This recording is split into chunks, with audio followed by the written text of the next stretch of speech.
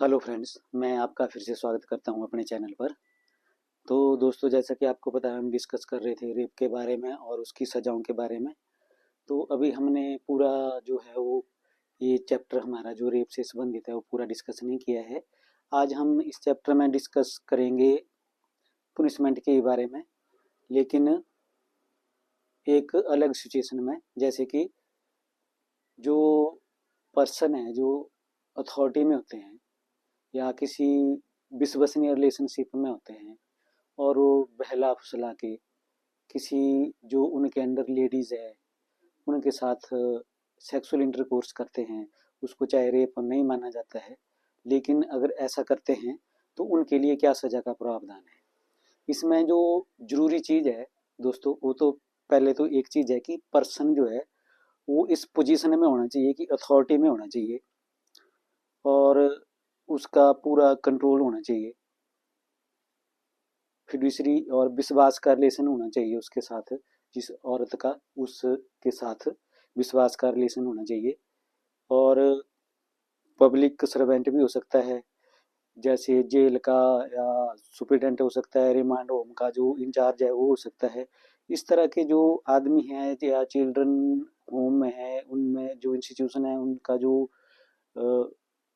In charge होता है वो हो सकता है।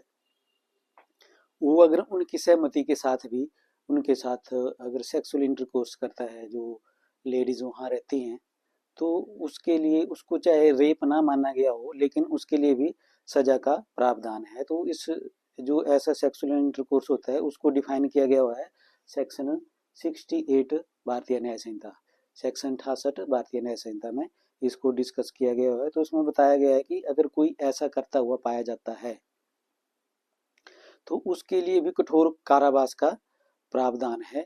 और जो कठोर कारावास है वो कम से कम उसको 5 साल हो सकता है और मैक्सिमम 10 साल। और उसके साथ ही उसको फाइन तो होता ही है। फाइन तो कोर्ट की डिस्क्रिप्शन है, कितना करना है वो कोर्ट अपने हिसाब से कर लेती है। लेकिन इस तरह के अगर इंस्टीट्यूट में या किसी फिड्यूसरी रिलेशनशिप में या पब्लिक सर्वेंट जो अथॉरिटी में है वो अपने जो उसके अंडर एम्प्लॉय है, वोमेन एम्प्लॉय है, उनको विश्वास में लेकर कोई सेक्सुअल इंटरकोर्स करता है, तो उसके लिए जो सजा का प्रावधान है वो है सेक्शन 68 भारतीय न्याय संहिता में।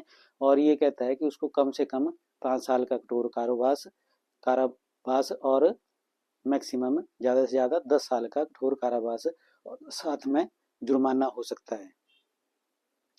लेकिन ये रेप की श्रेणी में नहीं आता है, क्योंकि वो सहमति जो है वो उससे ले लेता है, क्योंकि वो रिलेशन ही कुछ इस तरह का होता है उनका विश्वास का, या वो डोमिनेंट पोजीशन में होता है उनके, जो डोमिनेट करके या कुछ इस तरह से उनसे जो सहमति है वो बना लेता है।